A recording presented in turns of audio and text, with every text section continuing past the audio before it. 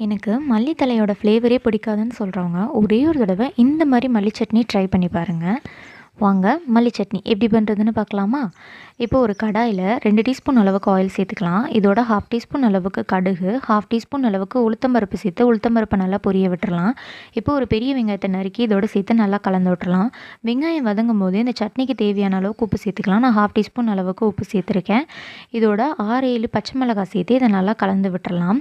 இப்போ 2 தக்காளியை நறுக்கி இதோட சேர்த்துக்கலாம். தக்காளி இந்த அளவுக்கு நல்லா மசிஞ்சதுக்கப்புறமா நான் இன்றைக்கி அரைக்கட்டு அளவுக்கு மல்லித்தழையை இதோட சேர்த்துக்கிறேன். மல்லித்தழை நல்லா வதங்கினதுக்கப்புறமா ஸ்டவ் ஆஃப் பண்ணிவிட்டு ஒரு 6லேருந்து 7 தேங்காய் பத்தை இதோட சேர்த்து நல்லா ஆற வச்சு மிக்ஸி ஜாரில் சேர்த்து அரைச்சிக்கலாம். இப்போ இந்த சட்னிக்கு ஒரு தாளிப்பு கொடுத்துடலாம். நல்லா முருகலான தோசை ஊற்றி அதோடு இந்த மல்லி சட்னியை சாப்பிட்டா அப்பா சாப்பிட்றதுக்கே அவ்வளோ டேஸ்ட்டாக இருக்கும். ஜஸ்ட் ஒன்ஸ் ட்ரை பண்ணி பாருங்கள்.